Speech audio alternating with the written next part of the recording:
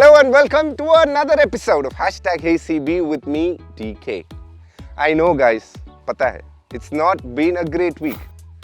Team India's tour to Australia has not been a successful one and there's been a lot of outpouring of emotions as expected from our fans, from everybody, and so have I been a little disappointed as well. But that's how sport goes.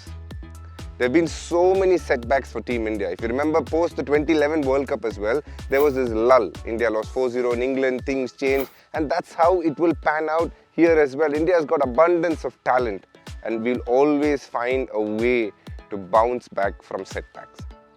And to hear a lot more about that, let's get straight in.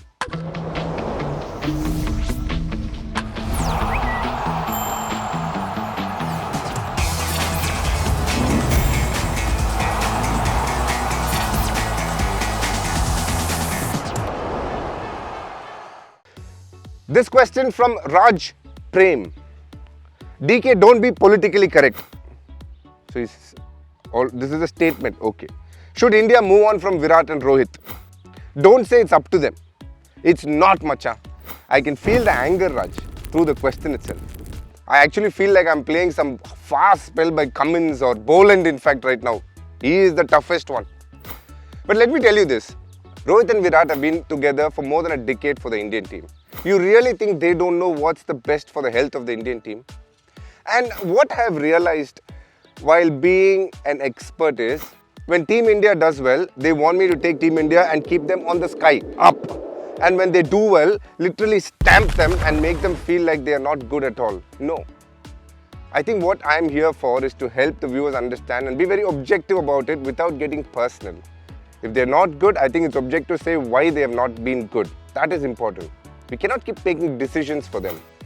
In fact, to a point, I think this decision will be taken by both of them in conjunction with BCCI and the selectors and the coach. That's how this whole situation is going to pan out. It's not going to be one individual coming and saying this should happen or that should happen. And that's how it will pan out for sure. Have a look now. In the next 2 months, things will happen that way. Take it from me, Raj. This question from Rana Dhanush. Disappointing result, but I'm sure you were impressed with Jaiswal's knocks. A coming-of-age tour for him. Hope he keeps rocking. I couldn't agree with you more. He is a superstar for the near future. Certainty in all 3 formats, and he's batting like an absolute gun. Wish him all the best, and he's going to be phenomenal for Team India in the near future. This question from Sumesh at Hodophile. How does it feel to be back again as a player in a dressing room, DK? By what advice DK, the batting coach, will give DK, the player? First thing, I'm extremely excited. I'm very happy to be back as a player. I was literally missing it. I can just feel me coming into the groove of things. What will DK, the coach, give DK, the batter, advice?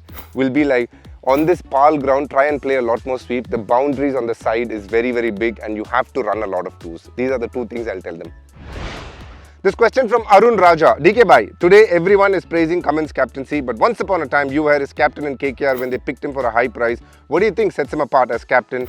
He gives nice guy vibes. What about the cricketer underneath it? I've said this before on our show. I feel he is the most aggressive cricketer on the planet right now. And he doesn't do it with talking or abusing. He does it with his body language, the way he handles the media post-matches, pre-matches. He has in him the ability to lead a group of men, and for me he is the #1 captain in the world right now. This question from Niladri. What's your guilty pleasure, food or activity when you're not playing or training for cricket? To play paddle tennis. The property that I'm staying in has a golf course as well, so I want to learn a little bit of golf. These 2 are my guilty pleasures for the moment, but generally I love food. I'm a massive foodie. I can eat any type of food, I promise you. Hemant Kumar. Guru Gambhir has had a tough start. How many marks will you give him for his first 6 months and why? Overall, I will say I'll give him, I don't know, maybe 5 out of 10. I think he's been good in one format, not great in other, so I'll just keep it in midway. But definitely there's room for improvement and he will be aware of that. Manuel Colday. Octopus DK, who will win the WTC Final between South Africa and Australia? Australia. Maestro Manohar, do you think it's justified to cover up indifferent batting form by bringing in too many all-rounders? Washington at 8, doesn't get to bowl. What's the explanation? I wasn't for it. I feel India should have played a lot more aggressive 11. They were trying to block small holes in the team using a band-aid which is never going to help.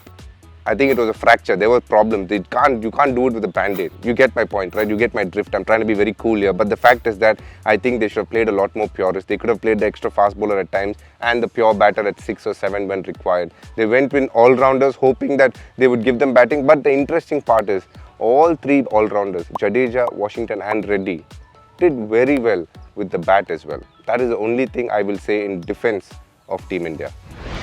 Okay, this question from Ankit Surana. Can you recommend a simple exercise for common people trying to get fitter in the new year and is scared of gym and workouts, asking for a friend? Well, I would definitely tell your friend to walk consistently every day for half an hour. That's a good place to start, and from there, slowly but steadily, you can scale it up.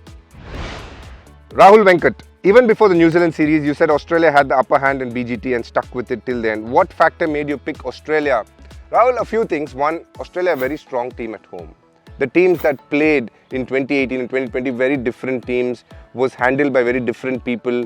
But I thought this new team was expressing itself to its fullest. And that is a very scary part as an opponent, because if they're all playing with a lot of freedom and with no inhibitions, then their best comes out a lot of the times. And I always felt a bowler like Bolan, if given the conditions, will be very venomous. And luckily for him, a lot of the pitches were very bowler friendly and that worked in their favour. It could have worked in India's favour, but India didn't bat as well to put pressure back on Australia. But overall, from the start, I just felt Pat Cummins was a good leader who was going to marshal his troops brilliantly. Akash Lakra, what do you think of Rickelton's double ton? Do you agree with the argument that South Africa are not credible World Test Championship final contenders? Akash, first thing, I thought Ryan Rickelton's double 100 was very good. Even though it was a flat pitch, the way he batted, outstanding. And the second part of it, I'm surprised people are calling out South Africa, because they have done everything in their power according to the FTP and won everything possible. So I don't think anybody should complain about South Africa. They're deserving finalists and they're playing some really good cricket, led by Temba Bavuma, who's been phenomenal as a leader, and the new coach Shukri. I think he's done a very balanced job in just trying to maintain a very calm dressing room. Hi Nishant, so your question is, I'm getting starts but not able to convert it in T20s. What can be done? Also struggling with strike rates. Any tips to improvise explosive batting? First thing, as I see these videos, you have a huge trigger that's always got to be precision perfect for you to get the timing and pick the length of the ball. So you need to be very accurate with that. Even in this small video, I could see the timing is changing differently. And you're focused a lot on defense. And you're saying you want to improve strike rates for T20. If you want to do that, the first thing is give yourself some freedom and play some nice shots. Play nice big shots. That's when you get used to playing those big shots. Hello everybody, where are we? In the most interesting segment of #HeyCB with DK, it's called the Hatke segment. Where am I right now? In Paarl. What am I playing? SA20. So the director, a very lazy person, has given a very easy exercise. So he's saying, please make a team filled with foreigners that I have played with, that are retired, whatever, and make 11 that can play the SA20. So here it is. Let me get straight into it and tell you my 11 that will be playing the SA20 tournament.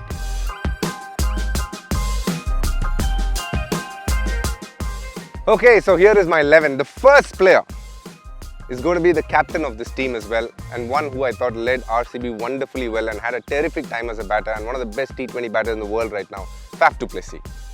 He will be opening with Chris Gayle, another guy you would want in a dressing room, not only because of his batting skills but also the personality that he is.